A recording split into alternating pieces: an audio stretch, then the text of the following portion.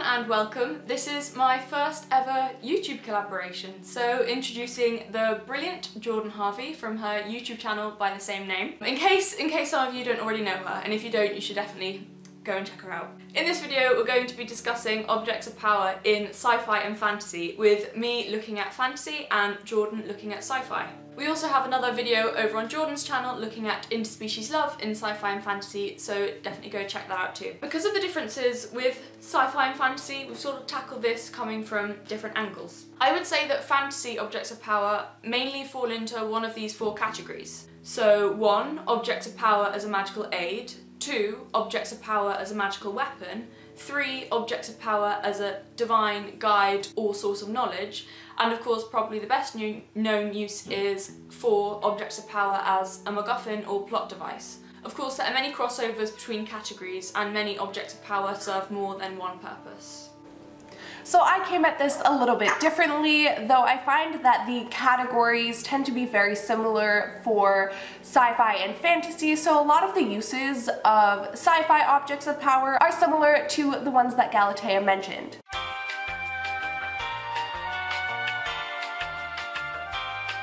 So sci-fi tends to do 3 things with their objects of power. Oftentimes they will simply augment objects that we are already familiar with by giving them another dimension of power or purpose. We see this when powerful tools are disguised as everyday objects, such as in Back to the Future when the time-traveling device is disguised as a car. Another example, which kind of overlaps with another category that I will be talking about, is in Transformers, where the robots disguise themselves not only as cars, but also as everyday objects such as cell phones. This is an interesting way of using our expectations and mundane objects, as well as the expectations of characters, as oftentimes they're able to hide powerful objects in plain sight, or have the characters in the film not realize what they're up against or what they have. So, kind of similar to this in fantasy are objects of power as a magical aid, which, like sci-fi, can often look like something ordinary. In fairy tales, this was often a gift given by a fairy godmother or a helpful spirit, etc. This is something which can often save the hero in a moment of need, or help them get past a part of the story that they would otherwise fail. So for example, in the original fairy tale of the 12 Dancing Princesses, our hero is given a cloak which makes him invisible by, I believe, an old woman after he was kind to her. And this enables him to follow the princesses, unseen, and find out where they disappear to. In fairy tales, the hero often received this gift for doing something kind or noble or brave. To use more modern examples, we have another invisibility cloak in Harry Potter, which comes to Harry in the first book in mysterious circumstances, and certainly serves the purpose of a magical aid, as it helps him and his friends out of a few impossible tight spots more than once. Other examples include the Marauderer's Map, also from Harry Potter, the Flying Shoes from Percy Jackson and the Lightning Thief, and Lucy's healing potion from The Lion, the Witch and the Wardrobe. Similarly, this is often used for weapons. Instead of guns, we have laser guns. Instead of normal arrows, we have Hawkeye's augmented arrows. These arrows can perform multiple tasks, such as the explosive tip arrow and the smoke bomb arrow. In Zenith the Andromeda Saga, which I struggle to call a sci-fi, we have an electric whip, which is a regular whip that has electricity as well. I don't know why. This is an easy way to create weaponry in sci-fi because we are already familiar with these objects and know their purpose, so by augmenting them it creates more of a sci-fi vibe, but we are already familiar with the purpose of the objects. It's easy to understand, and it also doesn't require as much creativity on the author's part.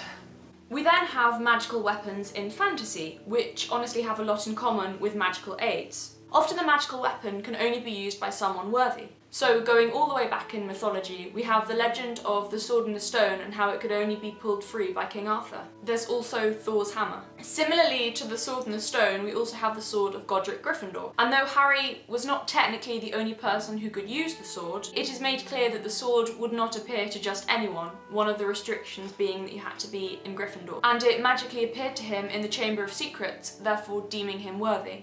The Elder Wand, also from Harry Potter, is another magical weapon that not just anyone can use. Though you don't have to be worthy in any sort of meaningful inner sense in order to be Master of the Wand, you do have to have won the wand's loyalty, and it can only ever have one master at any given time. Magical weapons are also sometimes used as the only possible way to kill a monster. We see this in the TV show Supernatural again.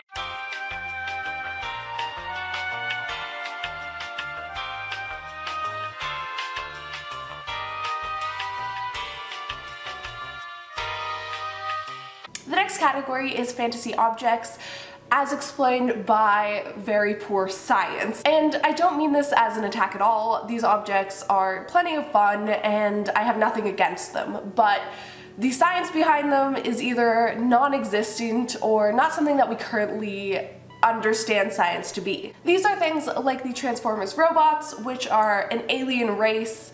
They are things like the sonic screwdriver from Doctor Who, the glass spaceship from Zenith the Andromeda Saga. They're objects that could easily exist in a fantasy setting, but because of the science fiction context, they are placed in that category. These are things that are also kind of 50-50. For example, the Iron Man suit is something that could definitely exist, but because of the arc reactor in Tony Stark's chest, it becomes a little less believable. Weapons that I think also fall into this category are the seismic charge from Star Wars Episode 2, The Attack of the Clones, the lightsaber, the identity disc in Tron. These are things that will probably never become a reality, and if they do, they're not supported by our current knowledge of science and the universe. But they have just enough basis in reality and our ideas of possibility for them to fall into the category of science fiction or science fantasy.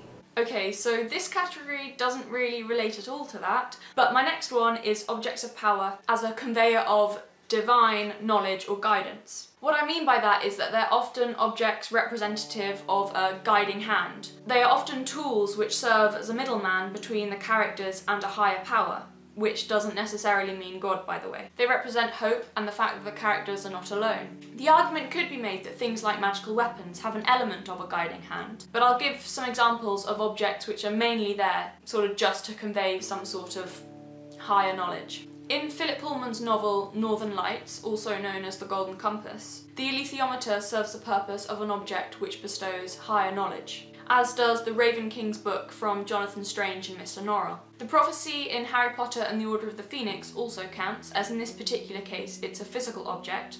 And then we also have things like the magical guiding book from Ella Enchanted. The third category that I believe objects in science fiction can fall into is scientifically possible technology. These are often found in near future settings, but obviously they're not exclusive to that. In fact, there are a lot of old sci-fi novels or movies that have future technology in them which now exists in real life. An example of this is the Star Trek virtual display device, which is similar to Google Glass, or the 2001: A Space Odyssey phone booth, which is kind of the worst version of modern video calls. These objects and technologies are oftentimes the most fascinating because of the amount of creativity and ingenuity it takes from the authors or creators. These things include holographic projections like the ones found in Star Wars: A New Hope, the Universal Translator from Star Trek, the original series, and virtual reality or virtual world devices such as the ones from The Matrix or Sword Art Online. My last category is the object of power as a MacGuffin or plot device. This is when the magical object drives the plot. They're often an object desired by both the good guys and the bad guys, and sometimes have the potential to either save or destroy the world, sometimes both. And when it's a MacGuffin, they have very little to do with the story beyond this. The search for a magical object in fantasy is as old as fairy tales and myths. It's the old story we know so well of the hero searching for some mystical treasure, like King Arthur and the Holy Grail or Jason and the Golden Fleece. Some more modern fantasy examples include the Mortal Cup from City of Bones by Cassandra Clare, the Zoe from Dog's Body by Diana Wynne Jones, and the Naming Stone from R.J. Anderson's series of fairy books. These are all objects which motivate the characters and drive the plot. Going back to Harry Potter, the Philosopher's Stone is a clear example of a MacGuffin, and the Horcruxes in later books could also be described in the same way. The One Ring from The Lord of the Rings is probably one of the most famous objects of power used as a plot device. However, though it is the driving force of the plot in The Lord of the Rings, In The Hobbit, it serves only as a simple magical aid. Bilbo earned it through his cleverness and bravery, and then proceeds to use it more than once to get out of impossible situations. So thank you very much for watching. I hope you enjoyed this video, and thank you very much to Jordan for doing this collaboration. I enjoyed it very much, and hopefully you guys did too. As I said earlier, we did another video which is over on her channel. I'll link it down below. And definitely go out and check some of her other videos. I love her channel. It is fantastic. She does really, really great, interesting videos analysing story, and has a really neat take as well, and does a lot of TV shows and films as well as books. So yeah, definitely go and check out her channel. I'm sure you'll enjoy it, because who wouldn't? And yes, thank you very much, and goodbye.